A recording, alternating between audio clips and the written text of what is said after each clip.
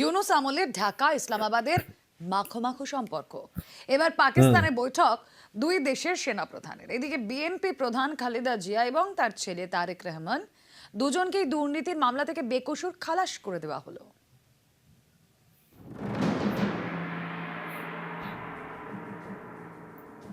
যে পাকিস্তানের বিরুদ্ধে মুক্তিযুদ্ধ সেই পাকিস্তানি এখন বাংলাদেশের পরম। जैसे जैसे दिन गुजर रहे हैं वैसे वैसे बांग्लादेश पाकिस्तान से तो दोस्ती कर रहा है, लेकिन हमारे साथ इंडिया के साथ दुश्मनी कर रहा है। 50 सालों में कभी सोचा नहीं था कि ऐसा भी होगा।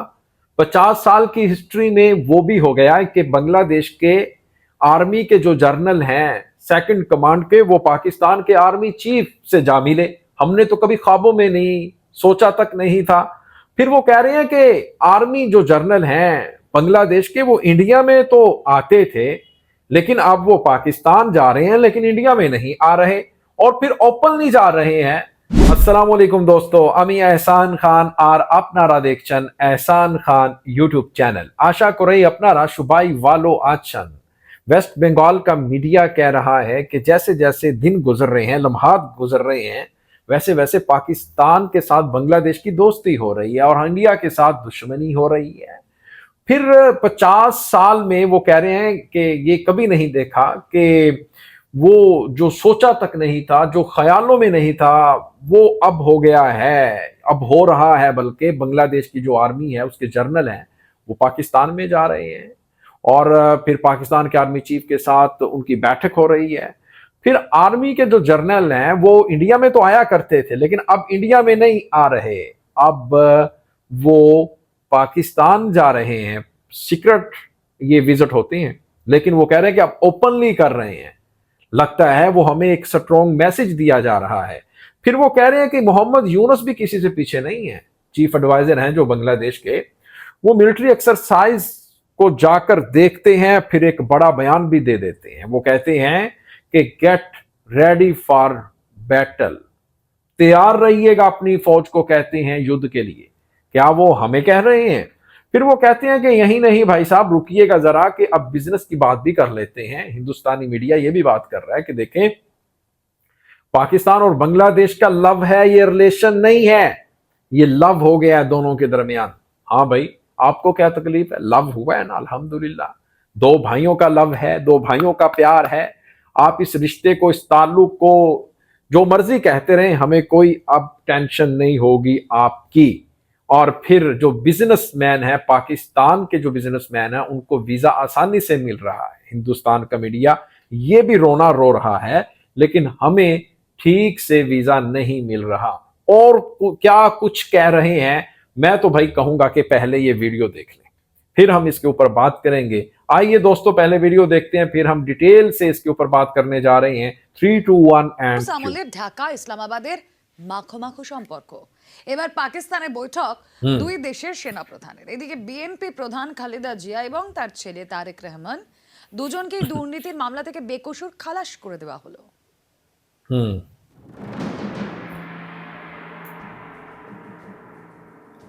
যে পাকিস্তানের বিরুদ্ধে মুক্তিযুদ্ধ সেই পাকিস্তানি এখন বাংলাদেশের পরম প্রিয়। একের পর এক পদক্ষেপ।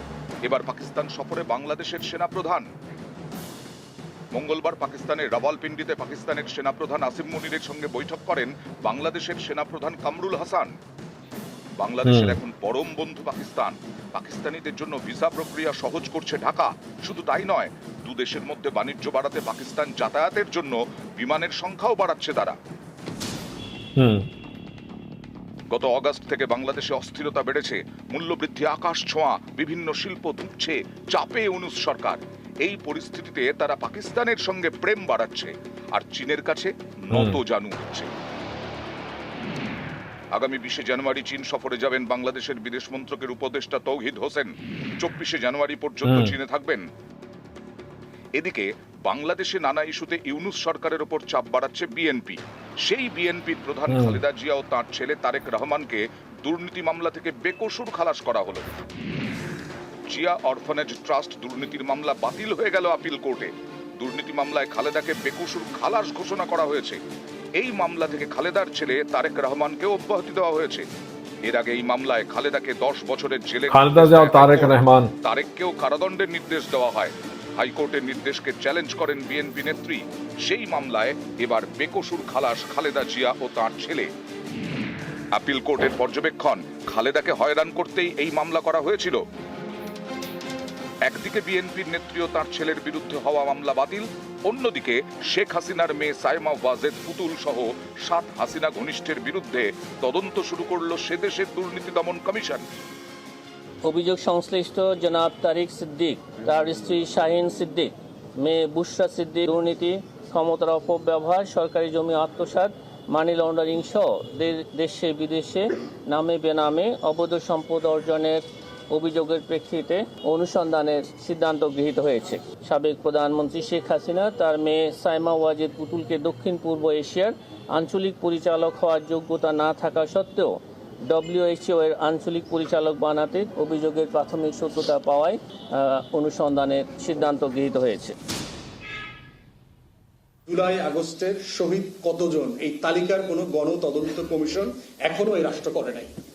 এইটা হচ্ছে এই অন্তর্বর্তীকালীন সরকারের যদি ফেইলিউর বলেন, অথবা ইগনোর করা বলেন, অথবা ডেলিভারিটি এটা অ্যাভয়েড করা বলেন, কারণ অধিকাংশ উপদেষ্টা এই গণ অভ্যুত্থানের অংশীদার ছিলেন না। কোন জায়গা থেকে, কোন কেরামতি, কোন মোজেজার আলোকে ওনারা অনেকে উপদেষ্টা হয়ে গেছে। ৭১ নিয়ে যা যা হয়েছে, যা যা গল্প তৈরি হয়েছে, ঠিক একই রকম মিথ্যাচার, গল্প, নাটক এগুলো এখন 24 নিয়ে হওয়া শুরু হয়েছে। নিউজ 18 বাংলা। आपने दोस्तों ये वीडियो देखी है न्यूज़ 18 बंगला की, और किस तरह से वो इसके ऊपर बात कर रहे थे कि बांग्लादेश और पाकिस्तान के मिलिट्री के जो रिलेशन है वो भी अच्छे हो रहे हैं। फिर बिजनेस को लेकर बात की है कि दोनों मुल्कों के दरमियान अब जो ट्रेड रिलेशंस हैं वो भी बेहतर हो रहे हैं। फिर जो डायरेक्ट जो फ्लाइट है, क्योंकि बांग्लादेश और पाकिस्तान के जो इन्वॉय हैं इन UAE, उनकी भी आपस में एक मीटिंग बैठक हुई है, और फिर वो बहुत जल्द ढाका से कराची और ढाका से फिर इस्लामाबाद जो फ्लाइट है वो बहुत जल्द स्टार्ट होने वाली है, उसके ऊपर भी वो बातचीत कर रहे हैं। देखें, अगर ढाका से कराची अगर फ्लाइट शुरू हो जाती है तो फिर वो एक प्राइस भी कम होगी, जो टिकट प्राइस है वो तकरीबन बहुत कम हो जाएगी, तकरीबन 1.5 लाख तक पाकिस्तानी जो रुपीज़ हैं वहाँ तक है। मुझे ऐसा लगता है कि आसानी से जा सकते हैं। लेकिन अब दुबई से फिर आप जाएं ढाका, ये मतलब वाया दुबई से ढाका जाएं तो काफ़ी टाइम भी लगता है, फिर पैसा भी लगता है ना। तो अब इंशाल्लाह हालात बेहतर हो रहे हैं, तो ये बहुत जल्द गुड न्यूज़ देखने को मिलेगी। आपका दोस्तों इस वीडियो के बारे में क्या कहना बताइएगा कमेंट सेक्शन में। मिलेंगे इंशाल्लाह नेक्स्ट वीडियो में, तब तक के लिए अल्लाह हाफिज़।